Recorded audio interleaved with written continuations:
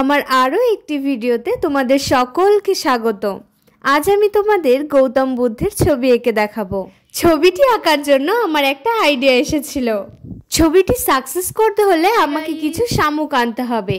তাই আমি, মা আর বুনু চলে গেলাম এই দামোদর নদীতে। প্রথমেই মা বলেছিল আমি যে শামুক খুঁজছি সেটা এই দামোদর নদীতে পাবো না, কিন্তু তাও আমি পেয়ে গেলাম। এখানে এসে দেখছি কি সুন্দর কত ফুল ফুটে আছে গাছে। এখানে যেই শামুক পেয়েছি এই শামুক আমার কাজে লাগবে না, তাও যে কটি পেয়েছি সেগুলি নিয়ে চললাম। আমরা চলে এলাম একটু দূরে চাষের জমিতে। সেখানে জমির মালিক জেঠির সঙ্গে দেখা। জেঠি বাঁধাকপি সরিয়ে আমাকে অনেকগুলি শামুক খুঁজে দিল। জেঠি আমাকে অনেক হেল্প করেছে, আমার খুব আনন্দ হলো। এইবার আমার প্ল্যান অনুযায়ী বুদ্ধদেবের ছবিটি সাকসেস হবে। জেঠিকে ধন্যবাদ জানিয়ে বাড়িতে চলে এলাম। তারপর আমি বুদ্ধদেবের ছবিটি আঁকা শুরু করলাম।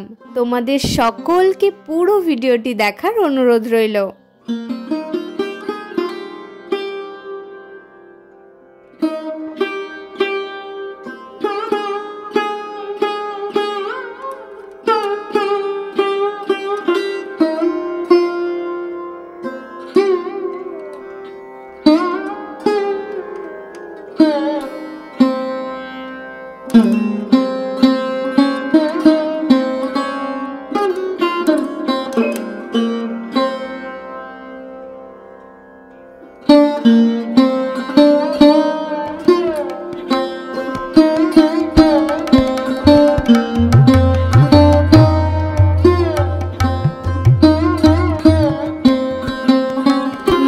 পুরো ব্যাকগ্রাউন্ড কালার করে নেওয়ার পর আমি এই শামুকগুলি ফেভিকল আঠার সাহায্যে প্রত্যেকটা চিটিয়ে নিচ্ছি। ক্ষেত থেকে আনা শামুকগুলি আমার কম পড়ে যাচ্ছিল, তাই নদী থেকে আনা শামুকগুলি আমি এখানে চিটিয়ে নিয়ে কালার করে নিয়েছি।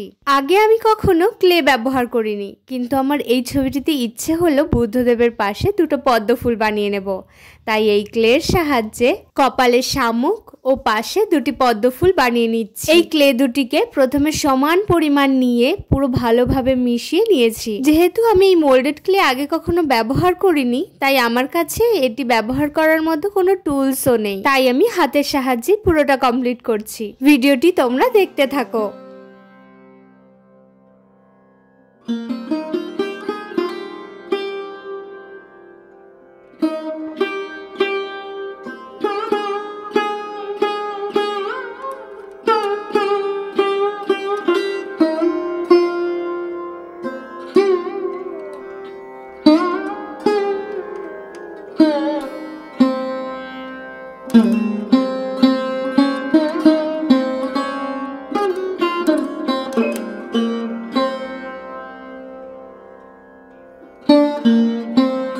ভিডিওটি ভালো লাগলে লাইক, কমেন্ট, শেয়ার করে দেবে এবং আরো এরকম ভিডিও দেখতে হলে তোমরা চ্যানেলটি সাবস্ক্রাইব করে দেবে।